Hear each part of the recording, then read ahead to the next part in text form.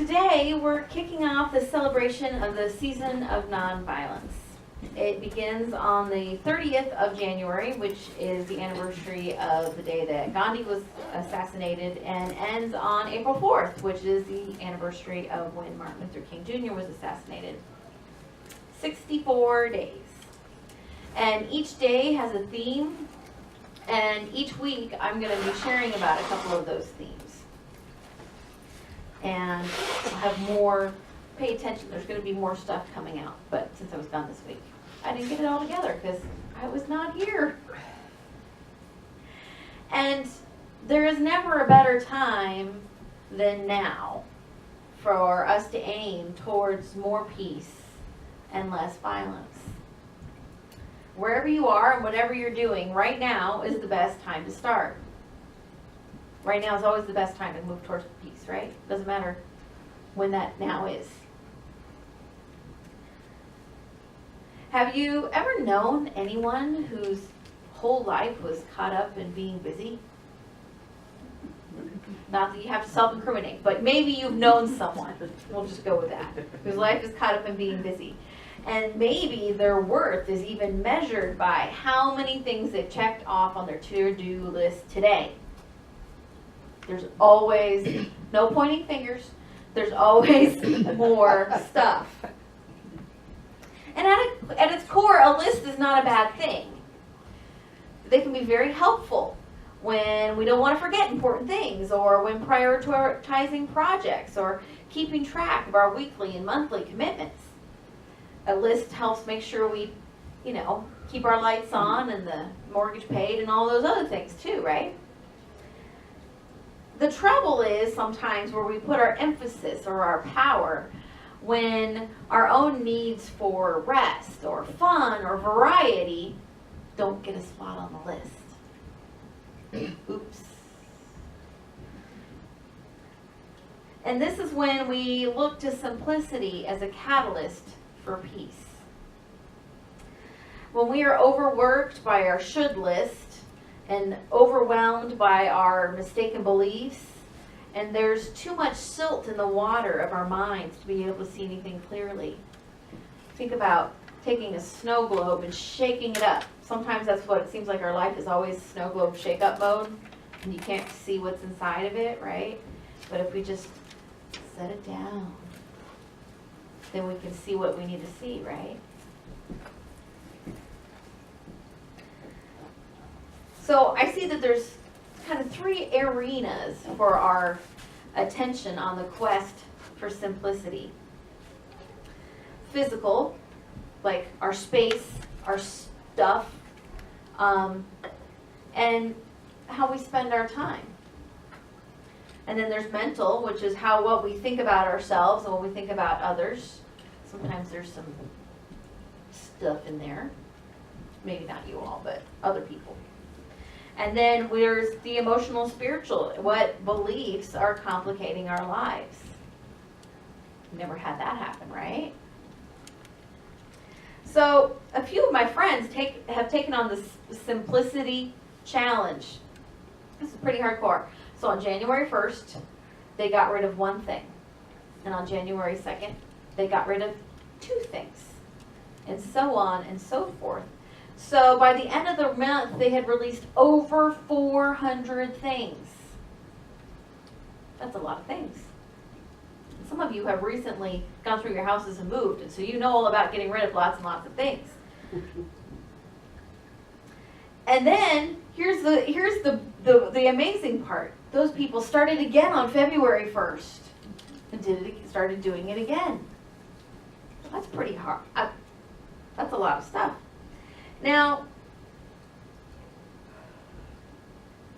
I think that's an interesting idea to consider, and maybe some of us aren't ready to go that extreme, or maybe we already have done that, so we don't have that much physical stuff to release.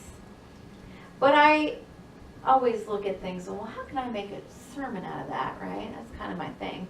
And so it's like, well, what about the other things that we need to release? Like, what beliefs could I release? To me, that would totally count. If we realized, maybe today we're like, well, this is a music CD that somebody gave me and I don't really like it, or I'm kind of over it, so I'm going to get rid of that. Maybe that's one thing. But maybe another day, I realized that I was holding an unfair judgment about somebody. And I decided, well, that's really silly. I'm going to stop it. That'd be a good thing to release too, right? I'd definitely check that off. And then maybe the next day I might realize that I've been affirming lack in an area of my life. And maybe I should do some denials and affirmations about abundance and clear that up a little bit. So there's lots of things, stuff to get rid of, unless you've ascended, in which case you wouldn't be here. So, what if we look for these things to release each day and just allowed more room for the things and ideas and beliefs that are a true reflection of who we are and what is ours to do to emerge, right? It's just like the snow globe. When we let all that stuff settle and get out of the way, the truth emerges. It was there. We just couldn't see it because of all the noise.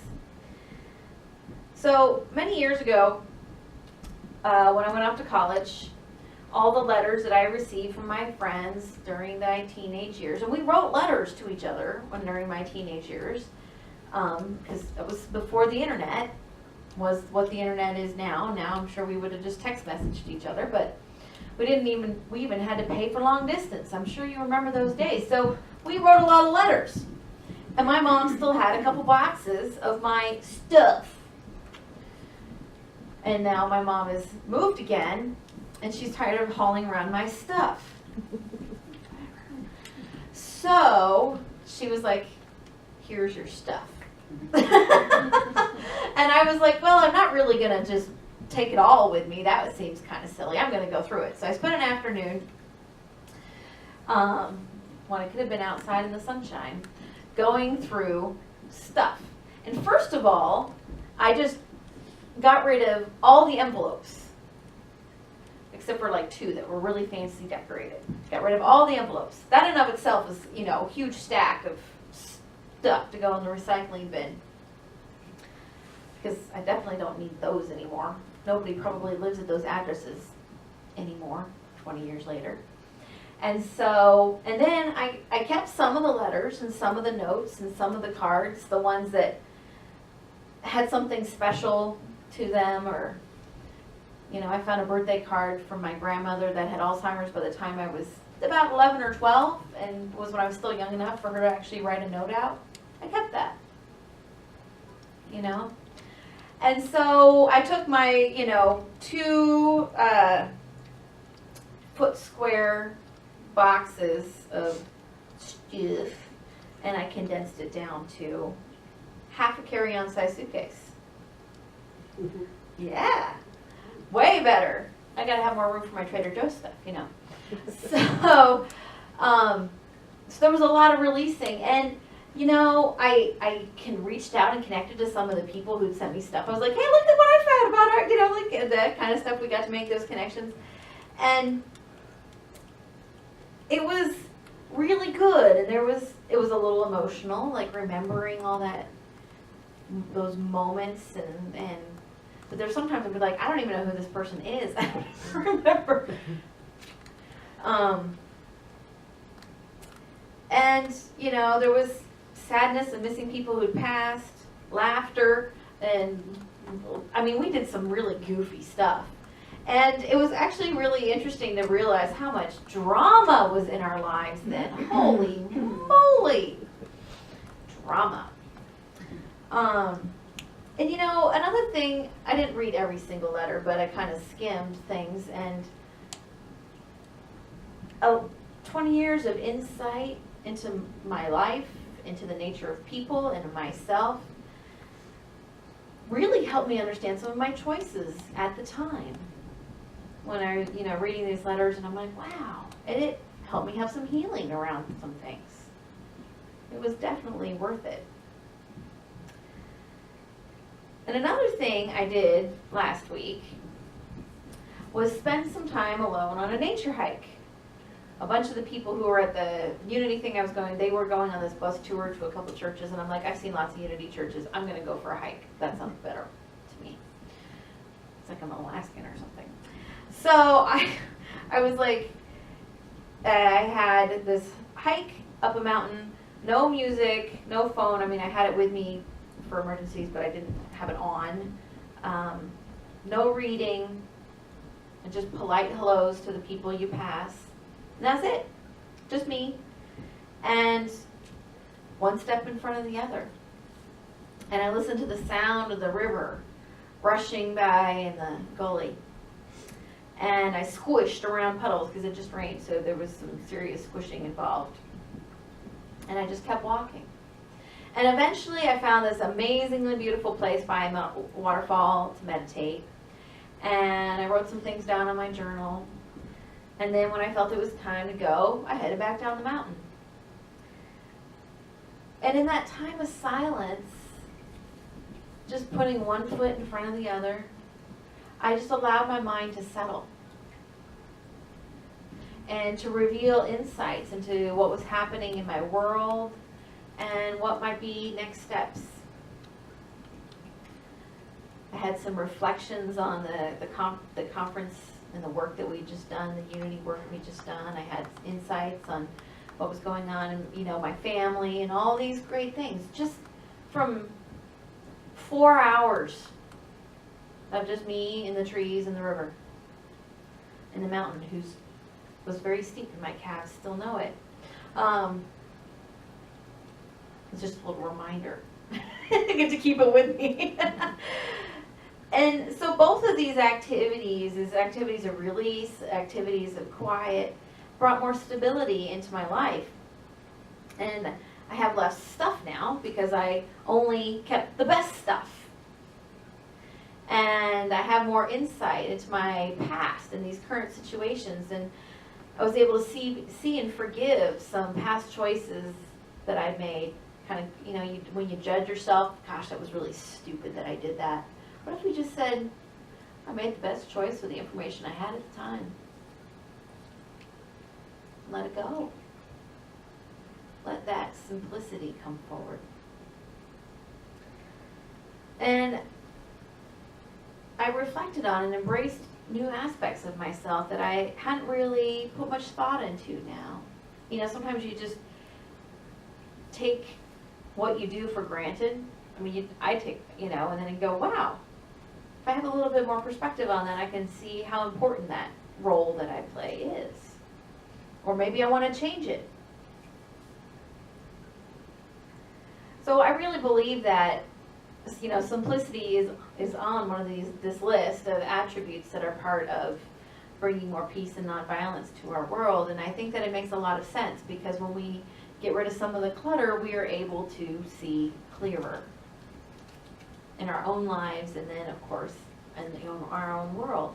Gives us space to just be when there's less stuff. So whether you decide to simplify one thing a day, one thing a day would be pretty great. Remember, it can be a physical thing.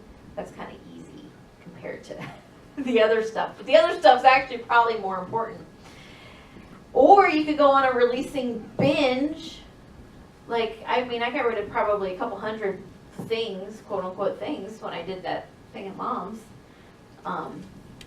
That's not going to let me say, well, I did my thing, I'm done. So you could do that. And in this quest to simplify in all areas of our lives, the physical, the mental, the emotional, and spiritual, this will ultimately allow us to experience more joy, more peace, more well-being, because we'll have room to see it. We have to clear out to make room for new things to emerge, right? And I'm going to say meditation is one of the tools to make, you know that, right? That's the default response to everything. So all that's left is the question, what are you willing to release to have more simplicity?